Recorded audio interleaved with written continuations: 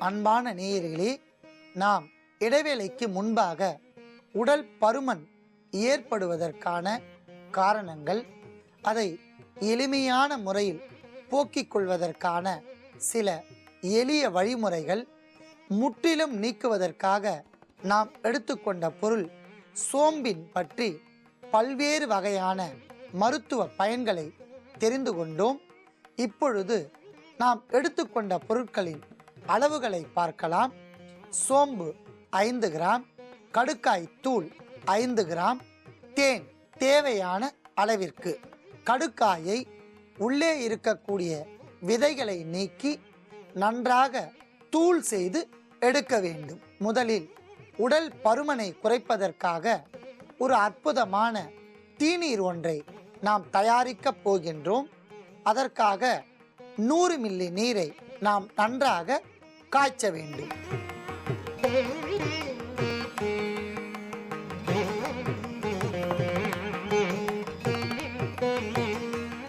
அன்பான நேயர்களே, மிதமான சூட்டில் நன்றாக கொதித்து கொண்டிருக்கின்ற நீரில் நாம் முதலில் 5 கிராம் சோம்பை இட வேண்டும்.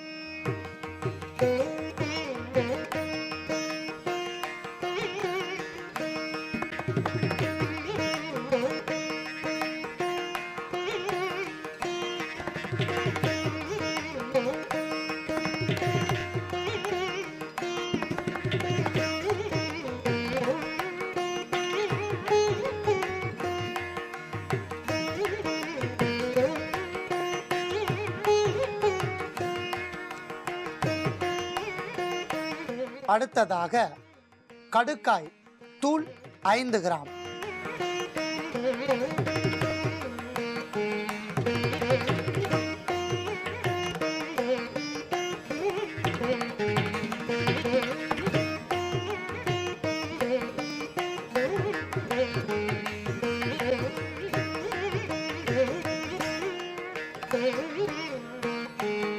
நாம் சேர்த்த சோம்பு மற்றும் கடுக்காய் தோலின் தூள் நன்றாக கொதித்து விட்டன.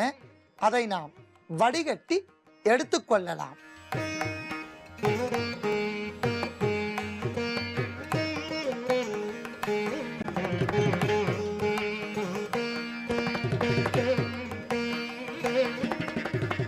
அற்புதமான இந்த தீநீரில் நாம் அரை தேக்கரண்டி அளவிற்கு தேன் சேர்த்து கலக்கவும்.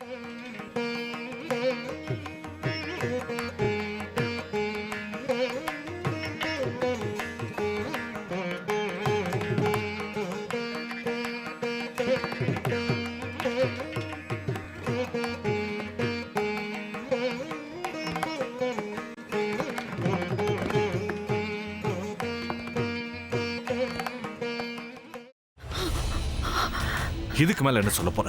சொல்றதுக்கு வேற ஏதாவது பொய் இருந்தா சொல்லிடு. அவதான் என்ன ஏமாத்தி எல்லாத்தையும் என்கிட்ட இருந்து பறிச்சிட்டான்னு பார்த்தா நீயும் இப்போ அதே தான் பண்ணிருக்க.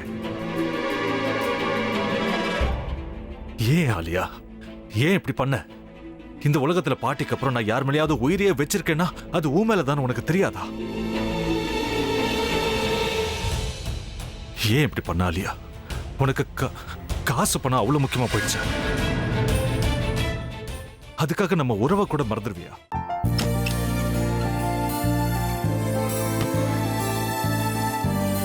சக்தி சக்தி, ஒரு நிமிஷம்.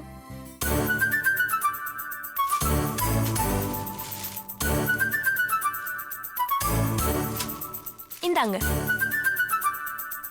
என்ன இது? உங்களுக்கு பிடிச்ச பிராண்ட் செப்பல். இது என்ன நான் தலையில வச்சுட்டு தூங்கணுமா? சரி, அதை விடுங்க. இங்க பாத்தீங்களா, டைம் பீஸ். இதோட அலாரம்க்கு தான் நீங்க டெய்லி எந்திரிக்கணும். அதெல்லாம் என் மொபைல்ல இருக்கு. முத்து, முத்து, என்னடி இவன் முத்துன்னு ஒருத்தைய உருவாக்கி விட்டான்? செல்வியை மறப்பான்னு பார்த்தா எப்ப பார்த்தாலும் முத்து முத்துன்னு கூப்பிட்டு இருக்கான். முத்துவை கூப்பிட மட்டுமா செய்யறான்? முத்துவை வச்சு என்னென்னமோ செய்யறான். நாம தான் இழிச்சவை மாதிரி வேடிக்கை பார்த்துட்டு இருக்கோம். என்ன முறைச்சு என்ன பிரயோஜனமாயா? உனக்கு வேற குரல் போயிடுச்சு. அடுத்து அவ செல்வியை கூப்பிட்டானா என்ன பண்ண போற? உன்னுடைய விருப்பப்படியே நீ ராமநாத வீட்டு மருமகளா வாழ போற. கண்டிப்பா என்னுடைய ஸ்தானத்திலிருந்து அவன் உன்னை நல்லா பார்த்துக்குவான் அம்மா. டேய், அவரை பத்தி தான் உனக்கு தெரியும்ல. அவர் எந்த முடிவு எடுத்தாலும் அதான் ஃபைனல். நம்ம அப்பா வேணுமா வேணாமாங்கிறத நீயே முடிவு பண்ணிக்கோ. வாடா.